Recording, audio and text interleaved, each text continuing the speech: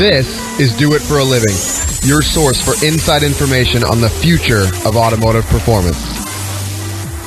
Once I start diluting myself from my core strength, I think that's when things fall apart. For anybody to become expert or competent in their field, it takes 10,000 hours minimum of dedicated practice in that area. And if you got to put in the hours somehow, you can't shortcut it. You have to put in 10,000 hours no matter what. What's holding you back from starting or growing your business into what it can be? Well, if you're listening to this, it's not a lack of information. What you're about to hear is all you need to get motivated and start making waves. Do It for a Living podcast details the journey of today's true players in their own words. Find out how they broke out so you can too. The time is now. The time is always now. I'm here with David Sue, the president of Group A Engineering from Skunk 2 fame, Craftworks, and Graham's Performance. David, how's it going? Good. How are you doing? I'm living the dream, my friend. So am I. So I like to dive right in. Sure. People know who Skunk 2 is, people that are listening to this interview. Tell us who David Sue is. Tell us about yourself and your business, and how did you get started? What's your background? Take us all the way back to when you were a kid. Back to when I was a kid. I'm a kid that always liked cars. I'm envisioning my room that I grew up in, and I'm seeing just car posters. I'm seeing, Porsche 935s on the wall, and I'm seeing Ferrari GTOs and Testarossas. Always a car guy, always reading, back then it was Road and Track or Motor Trend or Car Driver. Started helping my friends out with their cars before I could even drive. So, my friends, when they were 16 or 17, they would get their first car, typically a Volkswagen or some other beater like that, and just help them start souping it up. Started building engines, doing body work, doing all sorts of mods that you do to Volkswagens. It's funny because I think a lot of people start out doing Volkswagens, or at least, people in my generation. I do hear that a lot. Yeah. Because they were cheap, they're easy to work on. If you fucked it up, it wasn't too expensive. But they're always broken, so there's always something to work on. Yeah. So that's how I started, and then let's see, my my first job was a busboy, so we'll kind of skip over that. But my second job, I actually was a gas station attendant, and I really loved that job. So when I was 15, I was a gas station attendant. And then as soon as I got a car, my dad gave me a hand-me-down, and it was a 75 or 76 Datsun 280Z. So not a bad first car, right? I would work on the car in the gas station garage, because every day, the first thing I did after school, I'd go in the garage and I'd have to basically clean up all the mechanics mess, degrease the floors, wipe down the counters, wipe everything down, make it really clean. And they really loved what a good job that I did, because the workshop was always just spotless after I was done cleaning it. And then when I got my car, they're just like, hey, if you ever want to work on your car, here's the keys to the toolbox if you want to work on it after hours. And for professional mechanics to say, here, now you have access to my $30,000 in Snap-on tools, to a 15-year-old kid, I mean, just kind of shows you the level of trust and that they had for me, and I was honored honored to be able to turn Snap-on wrenches at the age of 15 and 16, as opposed to the junkers that you buy at the local hardware store. Uh-huh. And from there, maybe my story deviates a little bit from some of the other guests, but I've always been, kind of, I guess, a nerd, maybe. Asian upbringing, so education was very, very important. So I always had stellar grades in high school. And then I went off to school in Berkeley. I was actually going to be a medical biophysics major. So that was kind of like blending my love of physics and science with biology, because I wanted to make, I wanted to do orthopedic surgery and stuff like that and design parts for human beings. Okay, so your interest there was in product design? Yeah, or obviously you only have a guess of what you really like when you're 17 or 18, right? So when I finally got to college, a couple things that I realized very quickly. First of all, I suck at chemistry. And the thought of organic chemistry and doing a bunch of organic chemistry, just really turned me off. The other thing was, as a kid, I always liked to, I liked blood and guts and gore and was never turned off by any of that. But somehow, I don't know what happened, but a switch got flipped in my head where just the sight of blood and gore and wounds and things like that just made me queasy. And I just I don't want to do this, Mm-hmm. And it was weird. It's just sort of like, some people hate a certain type of food all their life, and then all of a sudden, a switch is flipped, and they love that certain food. For me, it was I didn't mind blood and guts, and then all of a sudden, it's oh, that stuff just creeped me out, and I was just oh, I don't want to be a doctor anymore. Okay, so this happens when in college? My freshman year.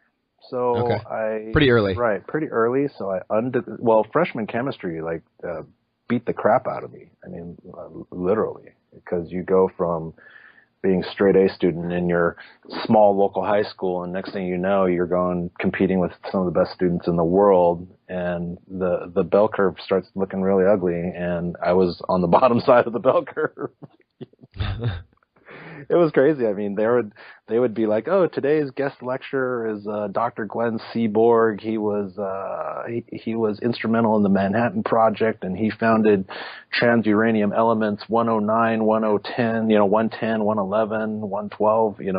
Basically guys that are inventing the periodic table are lecturing you as a freshman." It was crazy because my dad also went to Berkeley. My dad has a PhD in computer science at Berkeley, and my freshman orientation, he took me to the keynote speaker was a doctor named Dr. Y.T. Lee. He just won the Nobel Prize in Physics, and sitting there, and he's just talking about how great Berkeley was and how we were going to love this experience. And at the end of the keynote speech, my dad says, "Hey, let's go up and talk to Dr. Lee," and I'm going, why would he want to talk to me? He's like, "Oh, no, I know him." So we go up there and talk to Dr. Lee, and my dad's like, "Hey, you got to watch out for my son. He's kind of he's a good boy, but, I don't want him to get killed here at Berkeley and, academically killed." And I finally turned to my dad. I said, "You're talking to him like he's your friend. How do you know him?" He's like, "Oh, we're junior high school buddies." Oh, wow. Yeah. I'm like, okay, my dad knows Nobel Prize winners. This is a little... this is overwhelming. Intimidating? Yeah, overwhelming, Okay. So you're in college, then what? In college, and one thing my dad always said, so my dad's a real smart, obviously to be, in computer science, with a PhD is really smart in math and logic and all that stuff. And he's a college professor, so he sees students. And he sees all different types of students. And he always told me, it's I look at your strengths compared to other students or myself, and your greatest strength is your 3D spatial visualization, your ability to envision things in free form in 3D space. And he said, "I think you would do really well in architecture." And I have always been a very hands-on person, and I thought, great, I'd love to try creating buildings and, interiors and furniture and whatnot.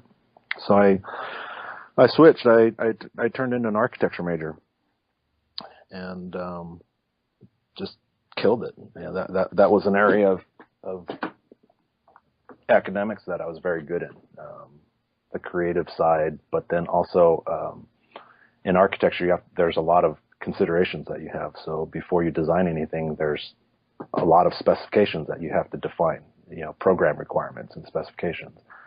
And I think that ultimately, that college experience and that design background prepared me for, starting this business. So you get out of college, and what year is this?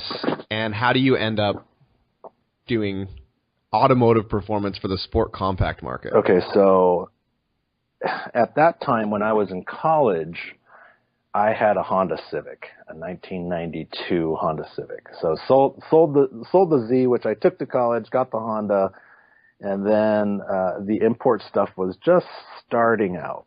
You know, people were... This is in Southern California, so this is really where it kind of took off from. No. Berkeley's in Northern California. Okay. Yeah, Berkeley's in the San Francisco Bay. Right. But, you know, Southern California, obviously, their culture would be trickling into Northern California. And, you know, Asia, the import car thing started out as an Asian thing, you know. I don't know if people really realize that or not, but really popular among, you know, Asian kids. So that naturally, Southern California influenced the Asian kids up in Northern California. And because, like, back in those days, there weren't even really any meaningful car modification magazines in the industry. We would be looking at Options magazine in Japan.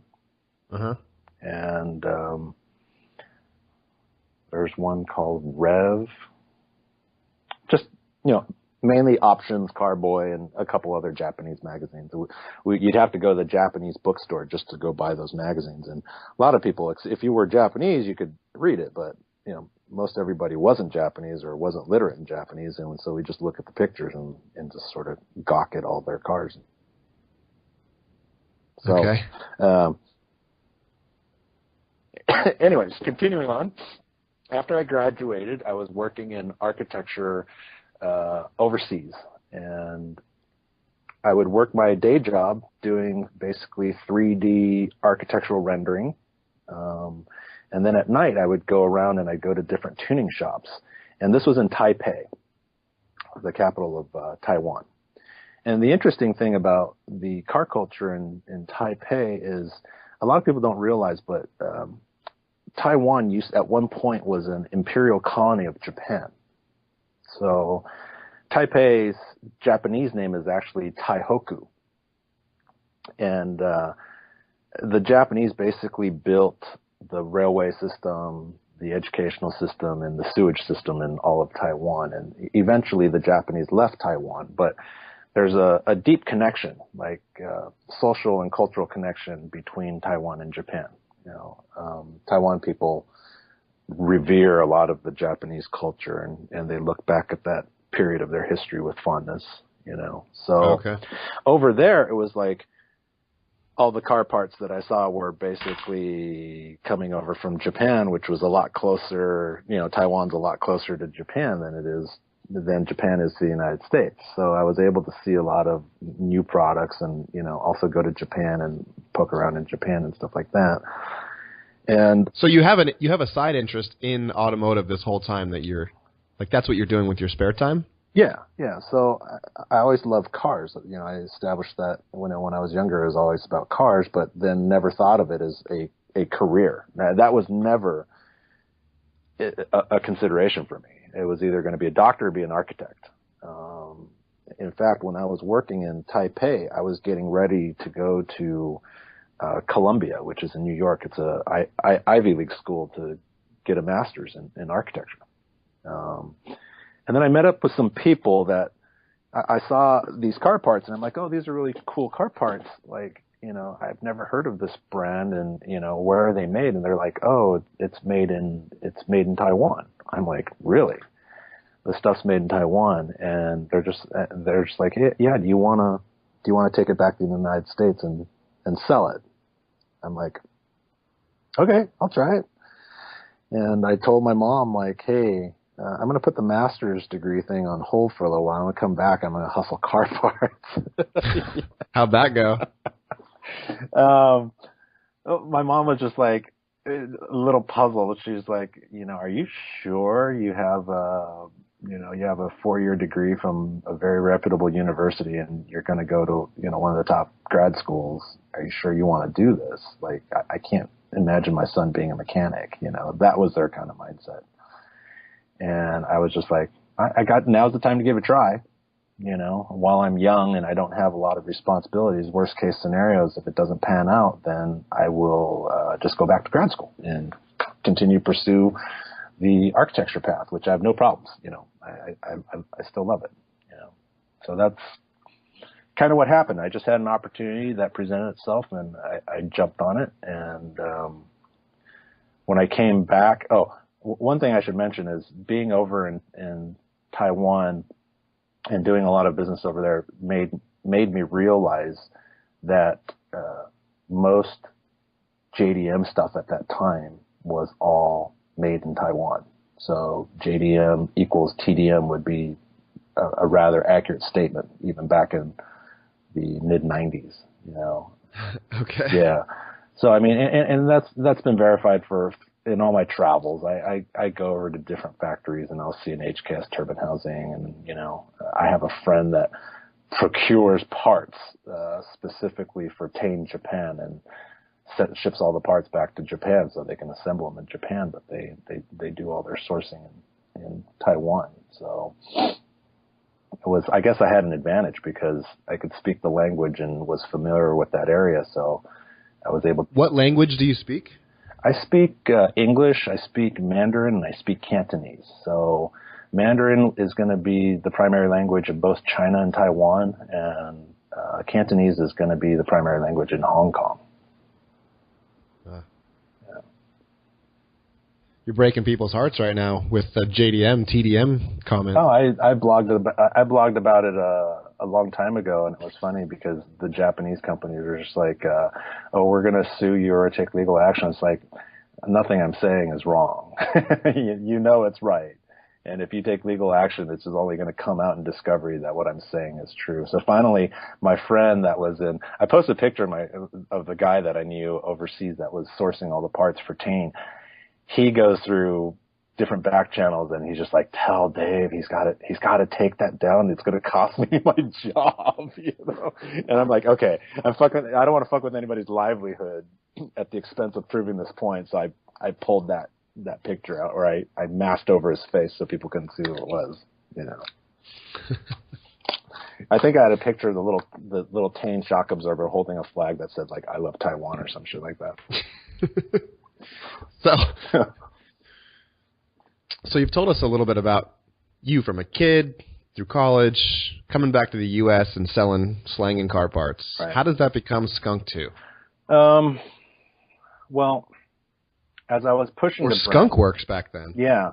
As I was pushing that brand, and I don't want to mention that brand because I don't want to, there was a lot of crazy shit happened with that guy later on, which, you know, we could probably get into because you have one of your questions was your worst experience you've had in business.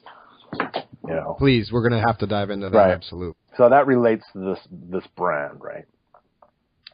But when I started selling that brand here in so I came back from Taipei and I started hustling these car parts in California. And I would literally go door to door to the different shops in LA, and there was a lot of them back then in the mid,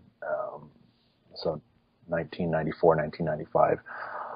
I would go around to these shops with boxes of car parts, you know, and basically almost like a shoe peddler say, hey, you know, buy my goods, you know, let me fix your shoes or let me sell you car parts. It was a humbling experience, you know. I would go to all these shops like Dynamic Auto Sports and Pit Crew and Han Motoring and, you know, all these different shops in Southern California with basically a new brand that had no advertising budget, no marketing budget, nothing, you know. And I had no money to market or advertise it. So initially when I built the business, it was just straight sales, you know, door-to-door sales. Like you cannot discredit, I should say. I cannot emphasize the importance of sales enough, you know, because I had to do it door to door. I'm getting a little sidetracked, but even today in the office, I have a handwritten invoice book. Right, this is before computer invoicing. A handwritten invoice book, and it's tacked up on the wall, just so people on the sales floor can see that the boss grounded out $100 at a time. You know, symbolism is important. Right. Yeah, so like, don't bitch to me that your computer's not fast enough. Go hit the pavement and with a handwritten order book and go sell $100 at a time. So, I guess I didn't answer your question, right? Please dive in. So how did it transition from selling other car parts to Skunk Works and then Skunk 2?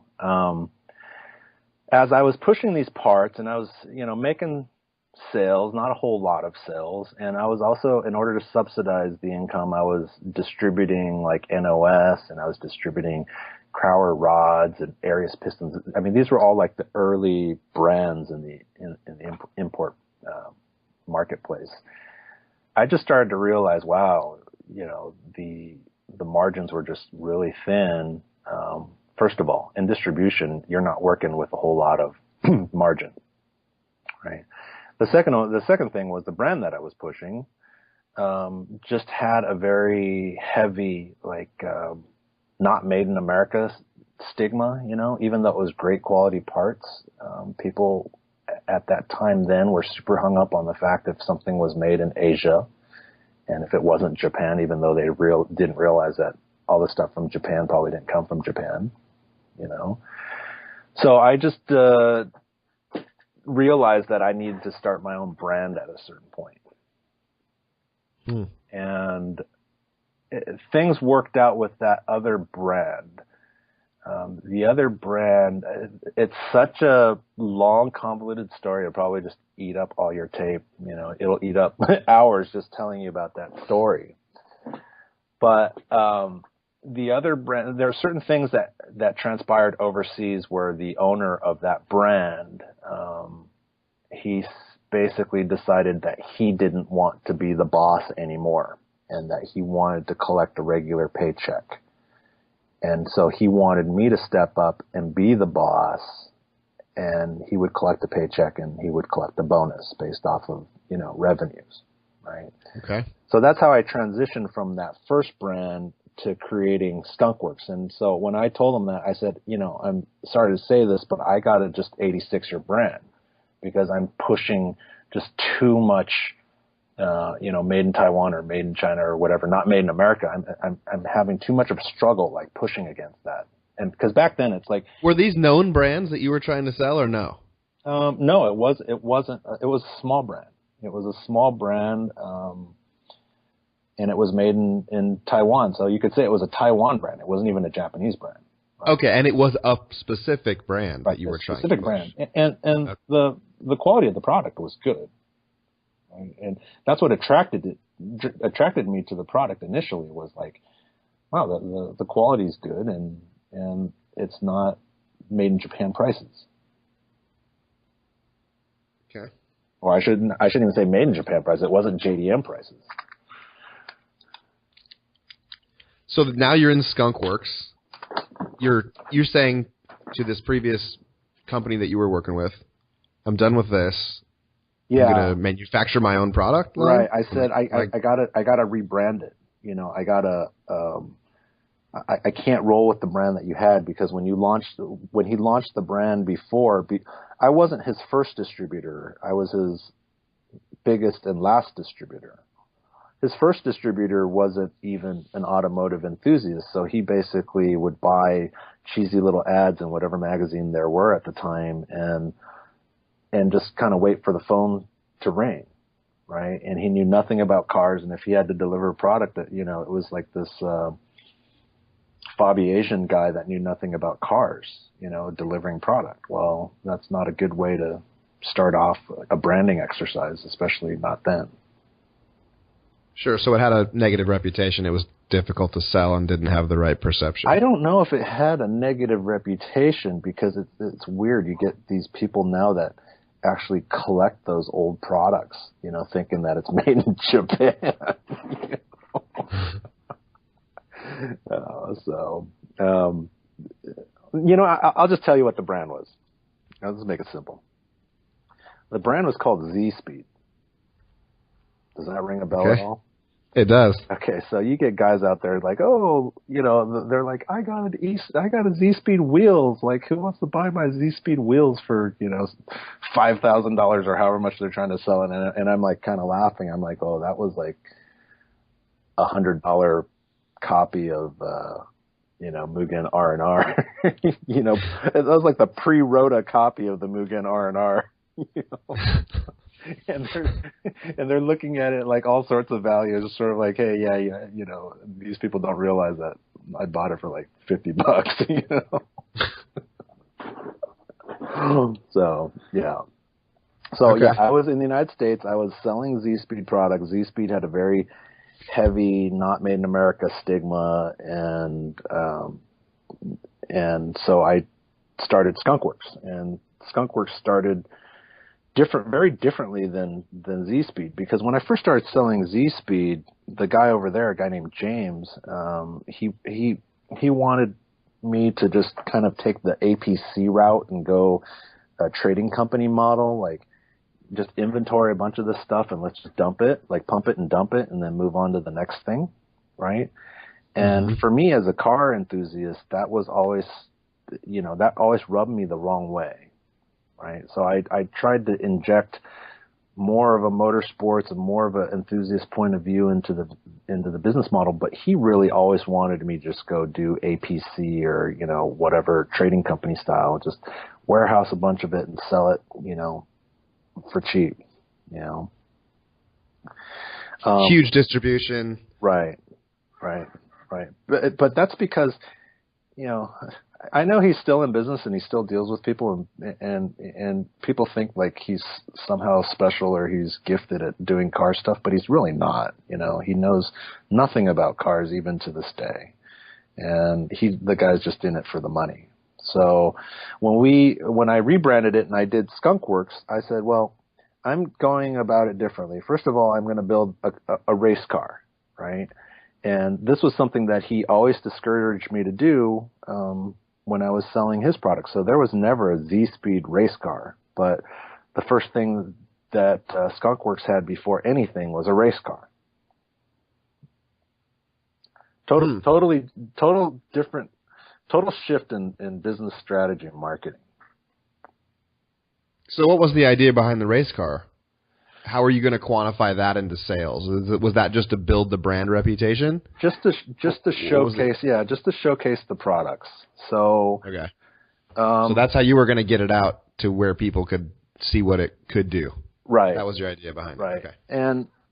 But it wasn't just, or how much was it just about building a race car, and how much was it a calculated move to move products and build a brand? It was definitely designed to showcase product.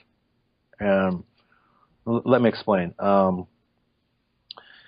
So I started the company late 94, early 95, and was selling other parts. And then because James had this distribution mindset, like let's just create a trading company and just hustle and sling parts, right?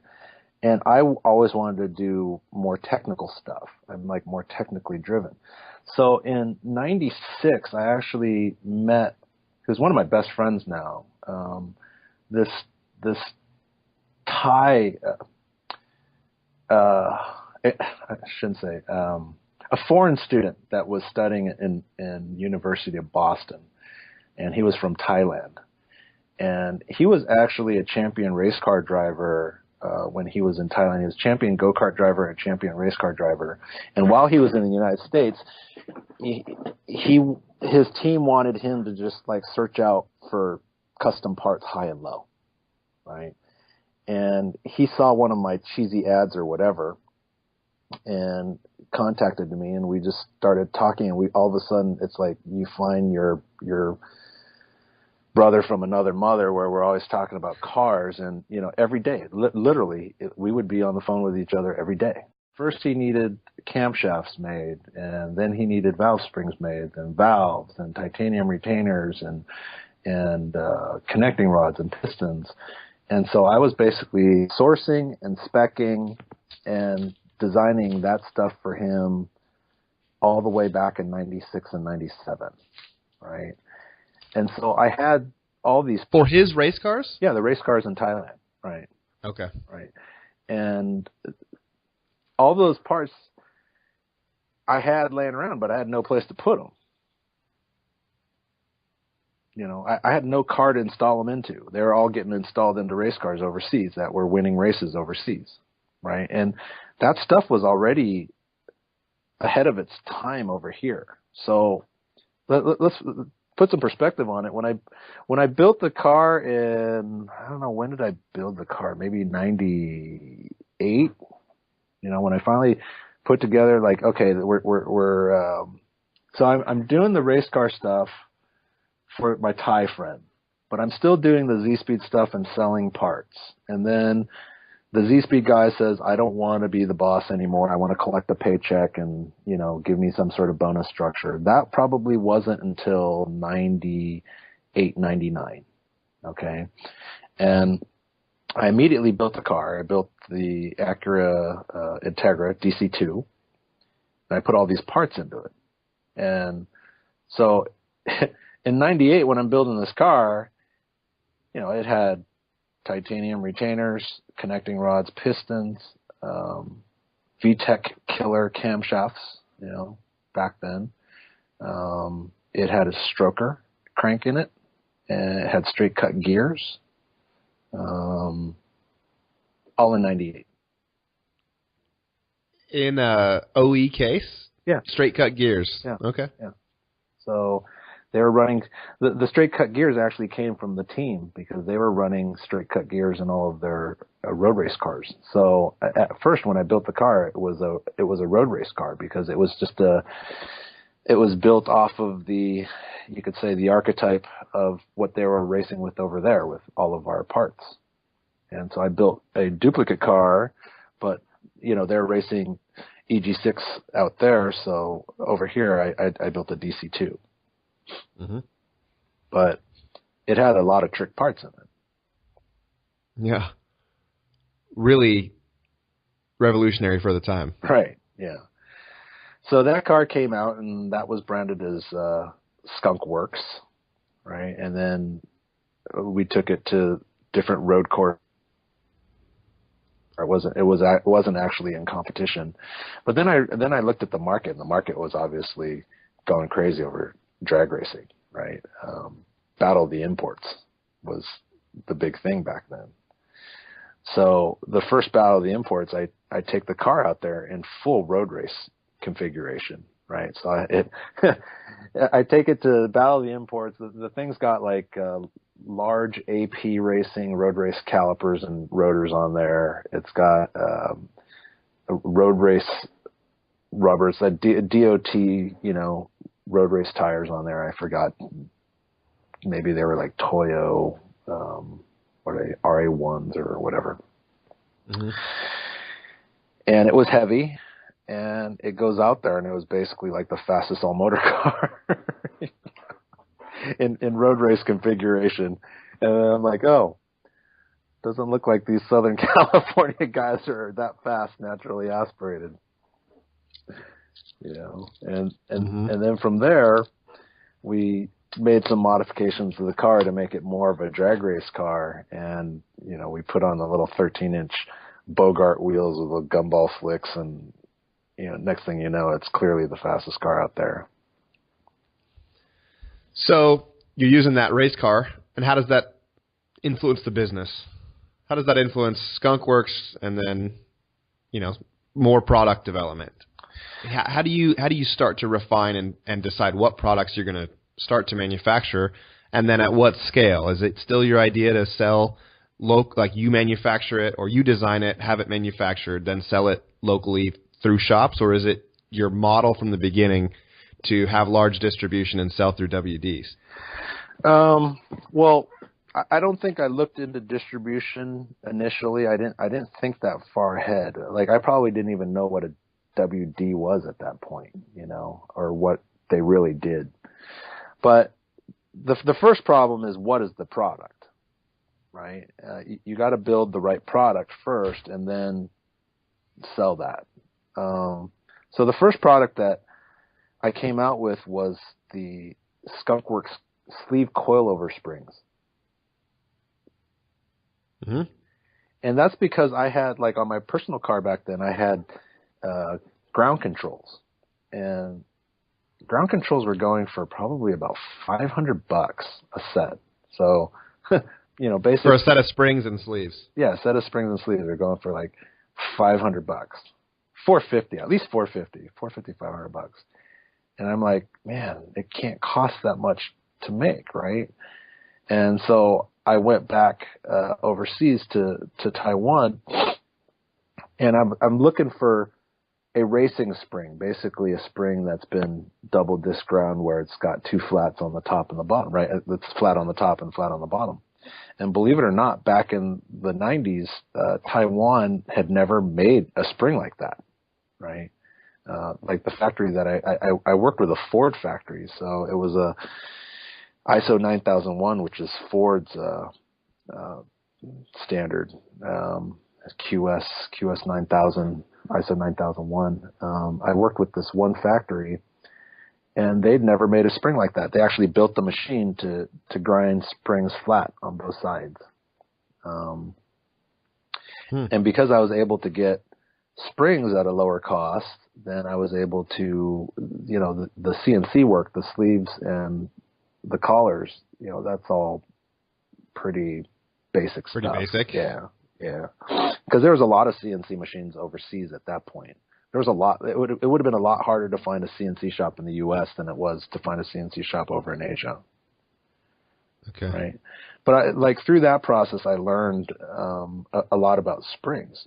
So there's different when you're doing a race spring, there's different standards for springs, and how perpendicular the springs need to be, and how concentric the spring needs to stay, and how much you grind off the top. If you finish the spring wrong and you grind it off, there's they call them thin heels, there's thick heels. We use a standard now they call it like a British standard Class A racing spring, and so there's standards out there. I just found these manufacturers that basically are tier one suppliers to automotive OEs, and I just introduced a new standard to them. I said, look, I know you have the Toyota standard or the Ford standard or whatever. I'm introducing to you a international standard for racing stuff. This is what I need. And so they would just put their engineering department on it and make exactly what I want. So how did you justify the quantity when you were first getting started? The required quantities for overseas manufacturers, I would assume, are pretty large. How do you know that the demand's going to be there? Gut feeling? Maybe I was just maybe I looked trustworthy. I don't know. So I'm going over there. I'm sitting down and I'm meeting with these people, and I'm speaking their language. So it's not like I'm in a Caucasian American speaking English going through a translator, right? So I could read the situation. I can read the nuance in the speech and the expressions and stuff like that. So maybe that's certainly one of my big advantages when I go overseas to negotiate, right? Yeah. But I just said we need to try it out. I committed to doing 4,000 springs, so I committed to doing 1,000 sets, right? Uh-huh. And I'd never sold springs prior to that. I just felt like the market would want this because, ground control coilovers are, being sold left and right, but they're really expensive, right? There was no coilover shock option back then. It was basically lowering springs or cut your stock springs, right? Mm-hmm. So the sleeve coilover was like, basically a new option that was generally not affordable to most people. Gotcha. So they finally were able to make it and up to my standard. And there's people to this day that still roll on them, which I find is always interesting because they've survived 17 years at this point, right? I get a shipment in, and I'm like hand assembling these things. I'm get collars in a box, sleeves in a box, and springs in a crate, and like spinning. We would actually have people that would spin collars onto the sleeves, and then put them into a box, and the first month we went through 800. We went through 800 sets. And I'm like, holy shit! Like, I think I'm onto something. I put it when I sold the first product. I put an ad because I had no distribution channel, so I went direct to market. But there's no internet back then. This should give people some perspective. It's sort of like, man, if I could do this without internet, doing it with the internet makes it so much easier for me. You know, so. Do you think that's true if you were to start and do this now? Because in the same way that you can reach more people, the new problem exists in that everybody's out there flooding the market already. So how do you differentiate? Wow, that's a good question, but it almost like deserves a section on its own. I would say fair enough. I would say this: if I was to do it really, these are two very important points. Okay. And people that are building businesses, you got to listen up. Okay. You have to have great product, because people could say good stuff or bad stuff about it and be totally irresponsible online. But in the end, the product is what's being run in the car and it's being used. You have to have great product. It must be great product. If it's great product that's surviving 17 years, or great product that's surviving 20 years, or great product that's making people go fast, it doesn't matter what people are saying, because the longevity of the product and the quality of the product will transcend anything, negative that somebody could make up, dream up, lie. You know what I'm saying? Mm-hmm. But it won't sell itself. Depends how great the product is. Okay. Right? So if we use a case in point, the iPhone didn't have a whole lot of advertising, but it was it was a game changer. It shifted the whole paradigm of cellular phones because it was a great product. Right. You said two things. One was a great product. What was the other thing? In terms of building a business, individuals or products or whatever cannot support a community of users. Okay? You have to build an organization. I could be a genius guy designing great product, but as soon as that product starts getting velocity, I have to deal with a lot of business problems, right? I have to deal with fulfillment. I have to deal with supply chain. I have to deal with logistics. I have to deal with customer service. I got to do after-sales service, warranty, right? I can't do that myself.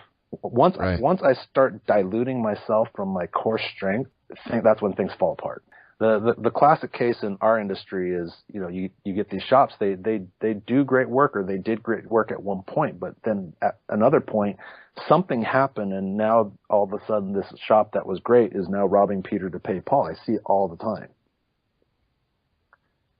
Right? They didn't build an organization. So ultimately, the larger the community, the stronger the organization needs to be in order to continually support the community. I see a lot of companies in this industry that will always be small, right? And the reason why they will always be small is because they haven't scaled their organization. So if your goal is to scale your organization, do you build the organization first, or do you drive sales first? Unless you got a lot of seed money, of course you got to drive sales. Sales is everything. Mm-hmm. So then you have to use the money from sales to build an organization. With no revenue, you have no business. You just if you have a pretty infrastructure and everything that looks like a business, but you have no revenue, you're not a business. You're some guy's fantasy garage. Yeah. Sales.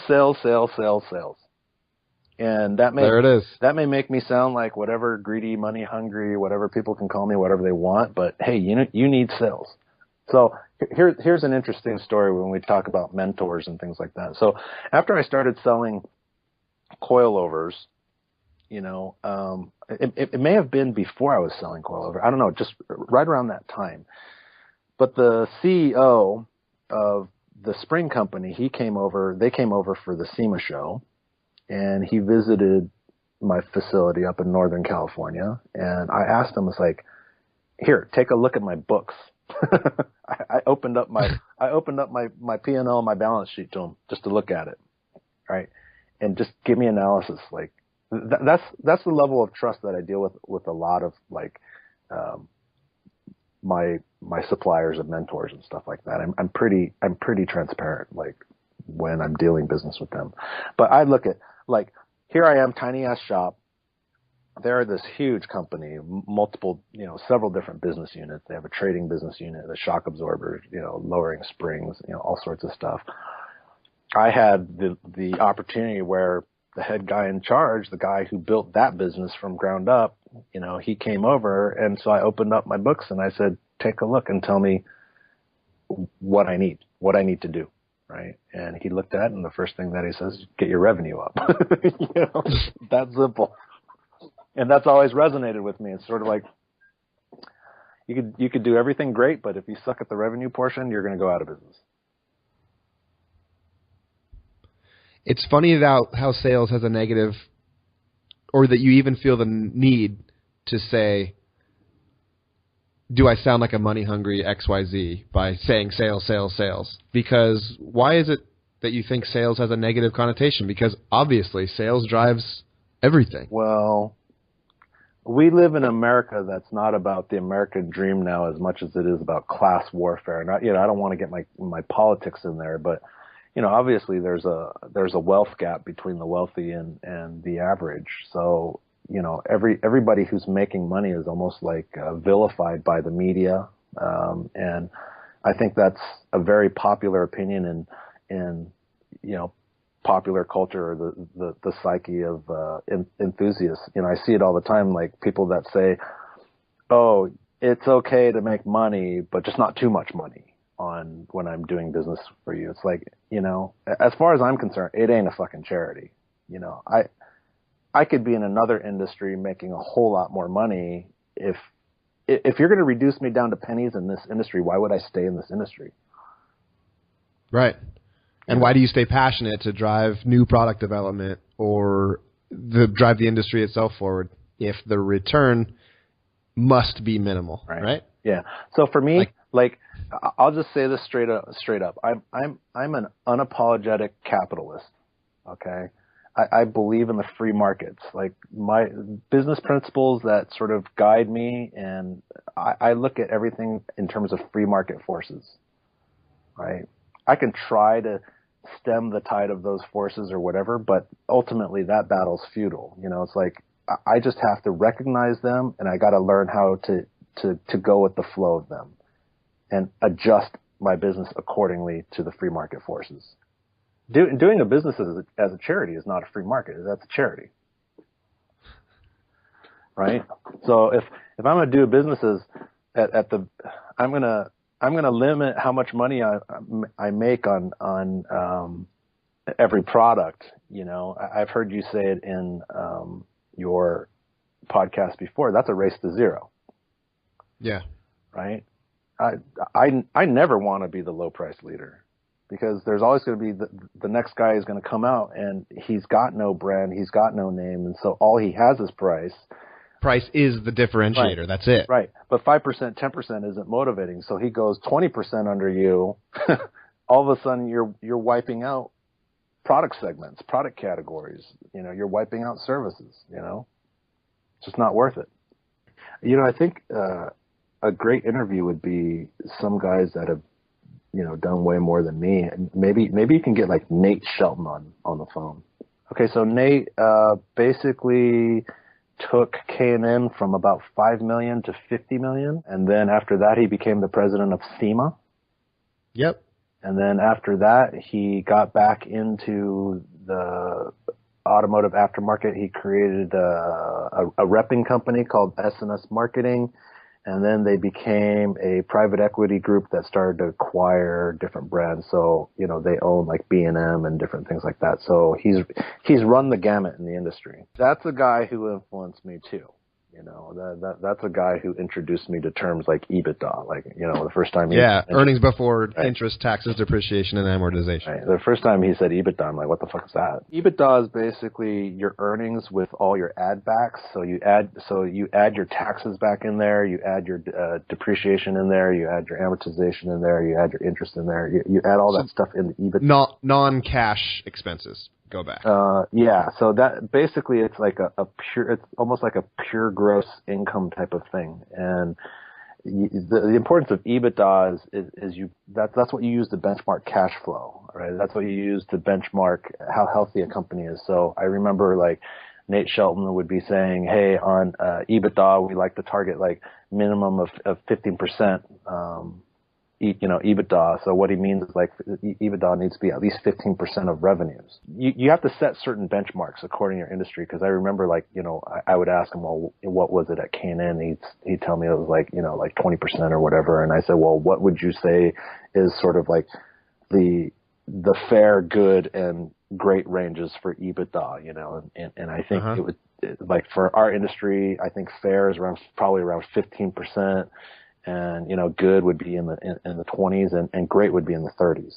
I mean, you're kicking off a lot of cash at that point. I want to go back now to the Honda community being largely cash driven and the concept here of race to zero. If you create a product and the differentiator is a low price, then the next guy is just going to sell it for less because he's a whack-a-mole and he's going to survive on thrill of the sale, but his business is eventually going to go away. So do you look to create a product and have it be price-driven and other products be brand-driven, something that's prestigious so it gets to sell for more? Okay, so when we go about making a product, if we decide, so before we do a product, we're going to do some sort of feasibility study on it, right? We're going to gauge what the marketplace is like. Have you heard of the 4 Ps and 3 Cs of marketing? Vaguely, I can't recall them. All right, so you gotta do this with your business, and you gotta do this with every product. But the 4 Ps of marketing is product, place, price, and promotion. Okay, and then the 3 Cs is customer, company, and competitor. So what you're constantly doing is you're analyzing these positions in the marketplace. So when we're doing a 3C analysis, we're looking at our competitors, we're looking at our customers, we're looking at our own company. What can we do? What can we not do? Right. So almost like when you do each one of these things, you're doing. Have you heard of SWOT analysis? Yeah, SWOT. Right. Strength, weaknesses, opportunities, and threats.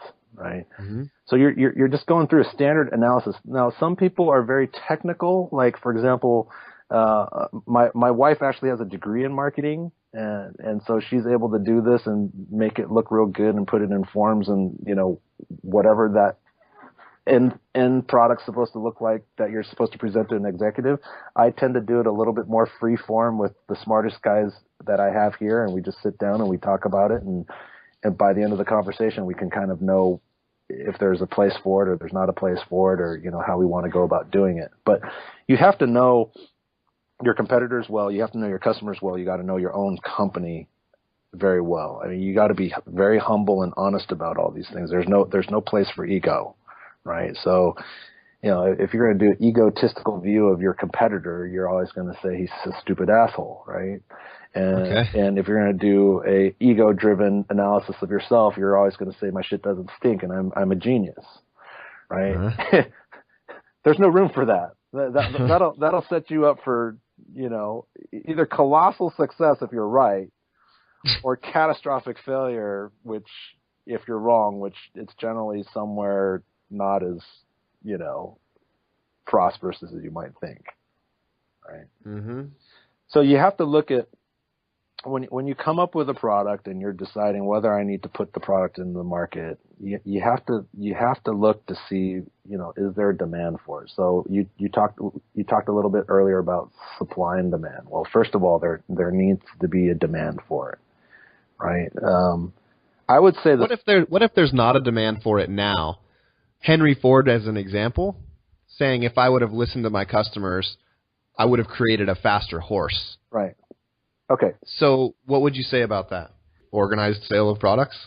Just products? Products, services, the organized sale of anything. Right. Okay. I would say, if you were to ask me the same question, I would say business is about identifying needs in the marketplace and filling them. Okay. Right. So when I say needs, obviously that could be product or service. Now, when we talk about Henry Ford or the iPhone or whatever, those were what we call latent needs. Those were needs that people didn't even realize they had those needs, but somebody saw it first. So they were hidden. Right. Right. So the term is latent needs. Solving a problem before the market realizes that it's a problem. Before the market realizes a problem. Right. Exactly. Right. And then if I was to define marketing, I would say marketing is the process of making your product or services, the perception of your product and services seem better than other choices. And marketing is the process of delaying natural market forces that apply themselves to certain products and services. And marketing is making needs seem like wants. Or sorry, wants seem like needs. Because there's a lot of stuff that you don't need that people want, that think are needs. That's marketing. Pretty soon, they become needs in the same way that, look, it has to be 72 degrees in the house. That used to be a want, and now that's almost a need. Right. Everybody's house is 72 degrees. Right. Right. I mean, if you go to whatever Maslow's hierarchy of needs, we basically need like food, shelter, companionship. Right. Those are the three things that we need. That's what you need, and everything else is a want. Right, exactly. So marketing is the process of changing wants into needs as well. Perceived needs. Perceived needs. Right. Right. You got to identify the needs or the latent needs when you're coming up with a product. And you got to be able to, well, generally you want to solve a certain problem. Okay. And you want to solve it. If you're building something that is just another solution for something that's already being solved in the marketplace, then you need to solve it better. But better isn't always enough, because in the Silicon Valley or up in the high tech industry, they say if you want to get mass adoption on new technology, it either needs to be 10 times easier to use or like 10 times more efficient at doing something. Right. Right. 2 or 3 times isn't enough. 5 times isn't even enough. Well, in our industry, 2 or 3 times I think would be enough. But I would say, 1 time better or 1.5 times better in our industry is not enough. It's not differentiated enough at that point. Huh. There's so much stuff in the technology community that you can't stand out with even a 5 times better product. Right. It doesn't necessarily guarantee adoption. Right. And in the car industry, we just have a different threshold, right? And the concept is the same. The threshold is just different. And what do you say? What did you say that threshold was, you thought? 10 and 10, like 10 times easier or 10 times, like basically 10 times easier or 10 times more powerful or more efficient. No, but in the automotive industry, you said it was less. Yeah, I would say 1.5, 2 times is probably a decent threshold, but the automotive industry has one more component that's different than IT is. There's an aesthetic component. So you could say, functionally speaking, ease of use and functionality is the same as other products out there, but it looks twice as cool, would be enough. Right? Obviously, like automotive electronics is going to be different. That's all going to be speed and ease of use and, how powerful functionality, how powerful the tuning solution is. But when you're talking about a hard physical part, there's 100 different strut tower bar companies out there that essentially are making the same thing functionally speaking, but certain ones do better because they look better. I'm taking it all in. Yeah. I noticed that you. I don't know how to dive. You say that a lot in your interviews. I've taken it all in. Well, I don't know how to respond and grab something of value from that. I caught your buzzwords. One thing you say is, "I'm taking it all in." The other okay, thing. what else I got? Yeah, the other one you say is, "Let me process that." Tell me I'm wrong. I don't want to just ramble on. No, I think you're 100% right. I don't want to just ramble on with garbage and fluff. I'm cool with pauses. Yeah, no, well, you can edit it so it's a no pause at all, but I think yeah, you should hear the raw. Yeah, I think in terms of you've read 7 Habits of Highly Effective People. I named my business because I was reading that book when I was 19 years old, and I got the concept of Kaizen from 7 Habits of Highly Effective People. Okay. Yeah. So the habit of listening or the habit of communication is when your mouth is moving, your ears don't work, right? So I think a big issue that we have is, there's not a whole lot of people that listen. Everybody wants to talk. So I'm cool with pauses. I'm cool with, contemplative pauses, and, it's fine. I mean, we blocked out this time. We're going to communicate ideas fully and get it out on the table. So my question from a product development standpoint, when you're trying to identify, is this product saleable, or is it a good idea to go down this path? Do you only do things that are logical to you and your team? How much allowance do you allow for risk? Do you doubt yourself and think, what if this doesn't work? How much does the devil on your shoulder play into new ideas? Well, if your analysis is correct, I shouldn't say correct, but if your analysis is this non-emotional and non-ego-driven process, and you're being very objective and honest in the analysis process, the only things that will cause that it doesn't work is either you didn't track to your plan, or you had an unforeseen failure somewhere or unforeseen competitor somewhere. What if your plan's bad? Then you're fucked.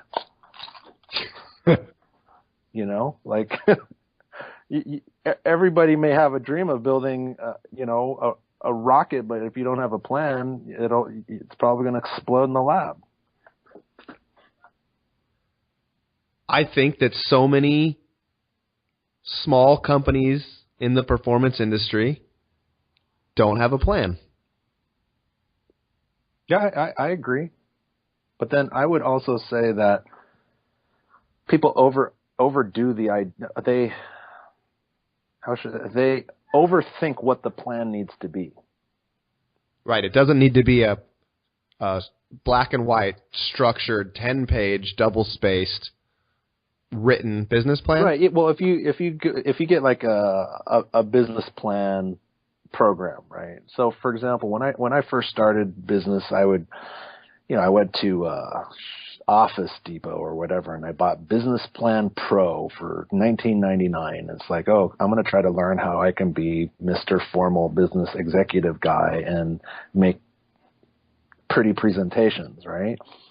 And I go in there, I didn't even know how to answer half the questions, right? So, like, if I was at a point, if I was at a point then where I didn't even understand how to build a formal business plan, how did I grow it to this point when I didn't even have the knowledge then? Well, you just got to simplify it, right? You got to adjust what your definition of a plan is. Because right now, like a lot of the business plans that people have are geared towards raising money, right?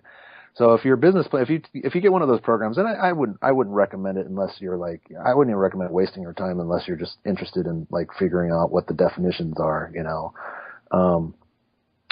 But if you're not raising money, there's no need for those crazy business plans, because those business plans are designed to show investors what the cash flow projections and all those things are.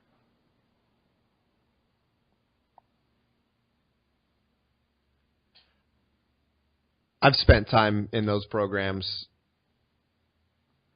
and ended up with nothing that was of value. And I look back years later at that, at what I created while I was diving into it. And it was an interesting experience because it forced you to think about a few things, but way that you would put the information down just didn't make sense. Right. Didn't do anything of value for me. Right. But the experience was valuable to some degree. To just explore and spend time thinking. Right. About. Hopefully, if you were to play with that program, I would say I would use it as this. Like, hopefully, after you've been in business for 10 and 20 years, you start understanding more of what they're asking for. Agreed, 110%. Especially from a numbers perspective. Once you have some experience and some time spending time with what those things mean and how they've impacted kind of what you've done in the past. I guess when you're first getting started, if it's your first business, none of that stuff that they're saying means anything that you can relate to. Like the context just isn't there. Right. So in the beginning, if we're going to talk about a principle, is got to get your revenue up, and you got to have enough margin to be able to sustain all your other business, spends. That's the simple business plan. Build your business with the money from sales. The simple business if plan. You want, in a performance tuning business, yeah. I mean, the car business is different because there's a romantic, passionate side to doing automotive motorsports stuff,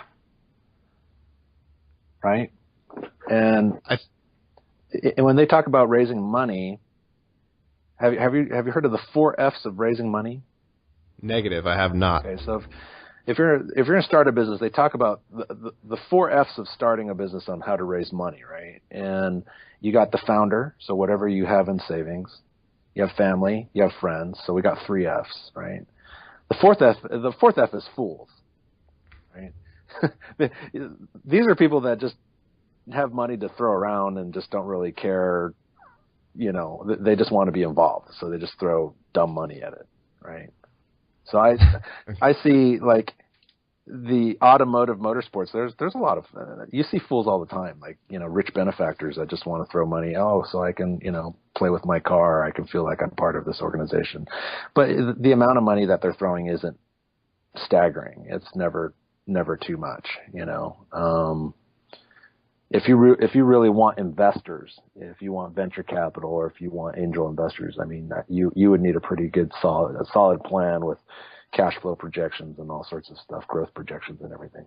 But I don't think most investors would want to touch automotive motorsports. So for the people out there listening that are looking for investment to do a tuning shop or to do an automotive business, I would say good luck. Because the savvy investor is probably not going to want to invest in this space until you're much larger. It's interesting to me. I don't think that it would have been as interesting to me even a few years ago. But as I start to look at my business as a business and or as a viable business instead of just a couple of guys working on stuff, yeah, I've become a student of business, and I appreciate your input. Right. I think that's very commendable, because a lot of people are just, they just want to focus on the motorsports side or whatever. And then, hey, if you don't have a viable business, or you don't have the cash flows, your motorsports business is going to revert back to motorsports hobby. And you're probably going to take a few hits and, have a few lumps walking, back. So, yeah, I find that there's a lot of small businesses in the industry that aren't making killer money. These guys could be making more money somewhere else, but they're willing to do it because they enjoy themselves. I guess people have different requirements of what satisfies them, but I don't see you being able to. I don't see any one person being able to make. I don't know what impact do you want to make. I mean, you could, right. So one guy can't do much. Yeah, is your point. You could be satisfied. I mean, for some people, it's sort of like they're satisfied keeping 4 or 5 local cars, buddies' cars running fast, and that's enough for them. And if that's the case, then I would say seriously consider why you're going into business. Yeah. because when you decide to go to business, all of a sudden you're making the decision to take on other responsibilities, you know. David, what's enough for you? What fires you up and wakes you up in the morning? What was it 10 years ago, 20 years ago, and how has it changed to now? I love cars. I still love automotive technology. If you were to sit in my office, you would see back to 1995, you know, you'd see race engine technology ever since that magazine came out. I'm just looking at my desk or my shelf. I got like every single Japanese hyper rev book that was related to vehicle that I was working on. I got a bunch of SAE papers and SAE books on another shelf, and I have another shelf that's all business books. So, you know, I'm a student of business, and I'm a student of the collective body of motorsports, not just import stuff, you know. So when I design something for car or motorcycle, I'm drawing from what I've seen in Formula One. I'm drawing from what I've seen in you know, Powerade, Pro Stock, Top Fuel, whatever. You just got to be this like mental catalog of information and draw from multiple references and truly be a student of all things that go Zoom type of thing. Not just I'm going to pigeonhole myself and I'm just going to look at Honda stuff. You know, when you become so inward facing like that, you suffer from tunnel vision. You know, there's people look at innovations in the Honda space and they're like, oh wow, it's like so innovative, and I'm looking at it and saying, well, that was actually done in, you know, the 80s with this team, or, you know, there's nothing terribly special. Like if you want to do special stuff, look at the forefront, look at the cutting edge. If you want to see what stuff you can incorporate into cars, look at planes. You know, look at spaceships, look at planes. You know, we're benefiting from the material science that went into aerospace. It wasn't material science that went into Formula One. It was aerospace. Yeah. Right. So if you talk about, you know, ceramic stuff or, you know, physical vapor deposition coatings, and, you know, this is all hardcore science. It was all started in the physics lab somewhere at NASA, you know.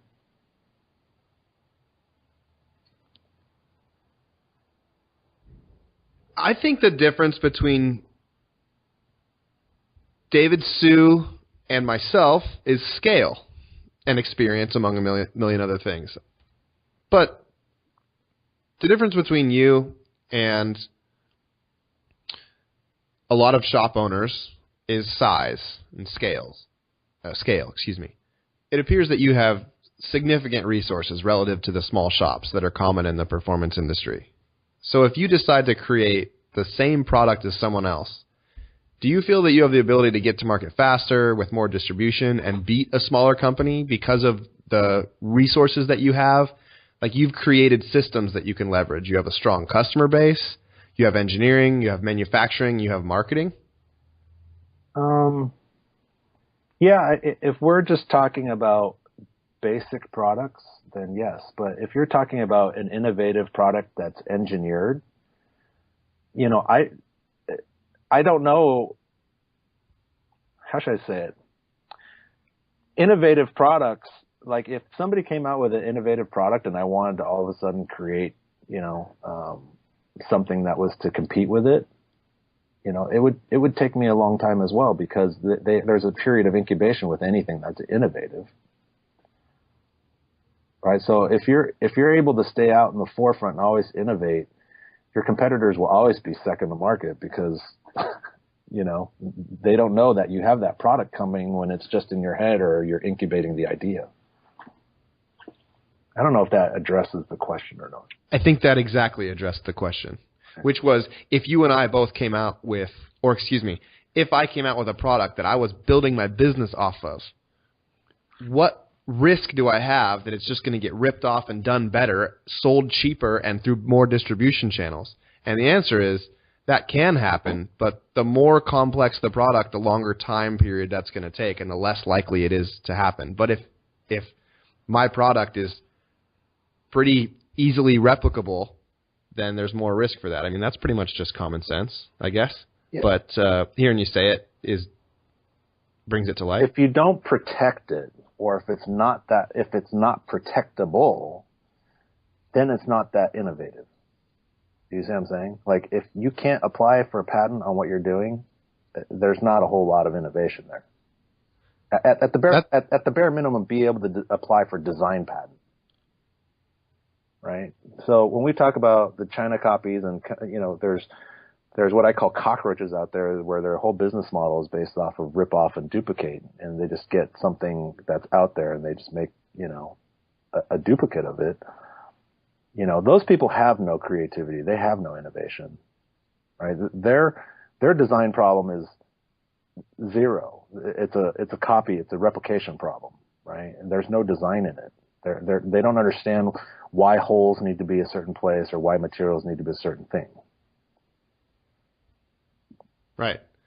Their problem is other companies aren't coming out with their own products fast enough so that they can buy them and copy them. Right. So, but those people, because they're not creative, you can keep a lot of those companies at bay with design patents. Because they just want to do, one-for-one copies. They don't want to change how it looks because they have no, if we talk about some of the Chinese companies, they have no understanding of the market. They have no understanding of customer sensibilities or whatever. They just want to say, oh, this product is selling well, I just want to copy it one for one. Well, you can design patent anything, anything that you create, you can put a design patent on it. What's involved in a design patent? Cost.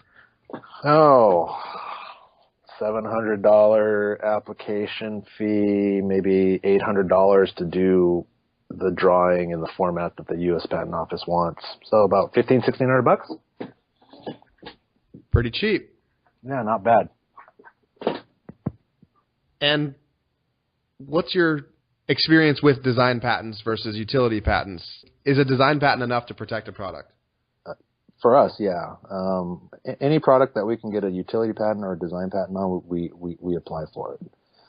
And so we have a kind of a patent minefield out there for people that want to infringe on our stuff. And I'll be honest with you, I probably pull in at least $100,000 a year in settlements. Wow. How much money is spent to acquire those settlements in lawyers and time? For me, and mind energy. So for me now, the way that it works is because we're running through, maybe 7 to 10 patents a year. So we have an extensive patent and trademark portfolio, and we farm it all through the same firm. Thanks for listening to Do It for a Living. You can find out more about this guest, this show, and even details about what we just talked about at our website, doitforaliving.net. Check out the Facebook page at facebook.com/doitforaliving and tell us who you want to hear from. And most importantly, subscribe to the podcast. Click subscribe. Do it now. Seriously. I'll wait while you grab your phone. Open up the podcast app. Tap the subscribe button. When you subscribe, you help us gain momentum and attract more high-level guests. Thanks for listening, and good luck.